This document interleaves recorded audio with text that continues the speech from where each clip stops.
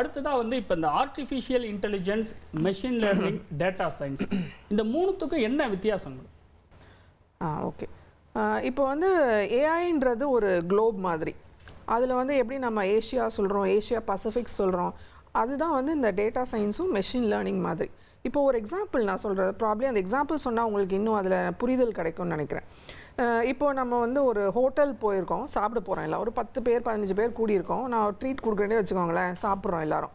அப்போது ஃபஸ்ட்டு நம்ம ஸ்டார்டர்ஸ் தான் ஆர்டர் பண்ணுவோம். இப்போது அதில் வந்து பார்த்திங்கன்னா ஃபிஷ் ஃபிங்கர்ஸ் ஒரு வேளை ஆர்டர் பண்ணியிருக்கலாம், அது மாதிரி பொட்டேட்டோ ஃபிங்கர் சிப்ஸ் ஆர்டர் பண்ணியிருக்கலாம். இப்போ வந்து பார்த்திங்கன்னா ப்ராபப்ளி அதில் வந்து சீக்கிரம் வந்து இந்த ஃபிஷ் ஃபிங்கர்ஸ் காலியாகிட்டே போகுது.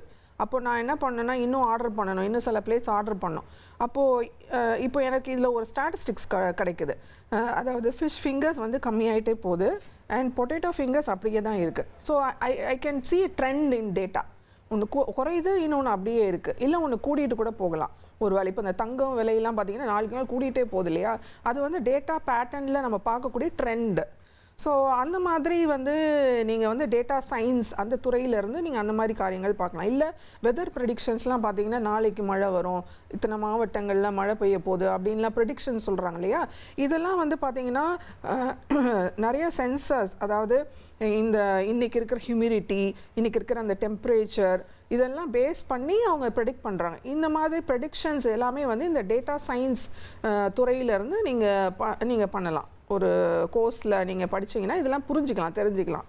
இதே வந்து இப்போ நான் இந்த அதே ஸ்டோரின்னு சொல்கிறேன். நான் இப்போ நம்ம சாப்பிட்டுட்டு இருக்கிற இடத்துல வந்து ஃபிஷ் ஃபிங்கர்ஸ் காலியாகிட்டே போகுது. அப்போ நான் வந்து ஒரு எக்ஸ்பர்ட்டாக, ஒரு ஏஐ எக்ஸ்பர்ட்டாக நான் என்ன சொல்கிறேன்னா, அங்கே நான் வெஜிடேரியன்ஸ் நிறைய பேர் இருக்காங்க, ஸோ அதனால் அதுதான் கம்மியாகுது. ப்ராப்ளி இது யாரும் மைண்ட் பண்ணல, வெஜிடேரியன்ஸ் கம்மியாக இருக்கனால பொட்டேட்டோ ஃபிங்கர்ஸ் ரொம்ப அதை யூஸ் பண்ணலை அப்படின்னு நான் ஒரு எக்ஸ்பர்ட்டாக இருந்து நான் ஒரு இன்ஃப்ளூயன்ஸ் டெரைவ் பண்ணுறேன். இங்கே வந்து இந்த குரூப் வந்து நிறைய பேர் இருக்கனால அது காலியாகுது. இப்படி ஒரு எக்ஸ்பர்ட் ஒப்பீனியன் கொடுக்கறது வந்து ஆக்சுவலாக இந்த மெஷின் லேர்னிங் அப்படின்னு சொல்லுவாங்க. ஸோ இதுதான் பேசிக் டிஃப்ரென்ஸ் பிட்வீன் இந்த data science and machine learning. ஆக்சுவலாக பார்க்க போனீங்கன்னா இது ரெண்டுமே வந்து ஃபிசிக்கலாக பிரிச்சுக்க முடியாது. ஸோ எப்படி ஒரு ஹியூமன் பீயிங்க்கு 2 கண் இருக்கோ, அதே மாதிரி ஒரு கண் வந்து டேட்டா சயின்ஸ், இன்னொரு கண் வந்து மெஷின் லேர்னிங்.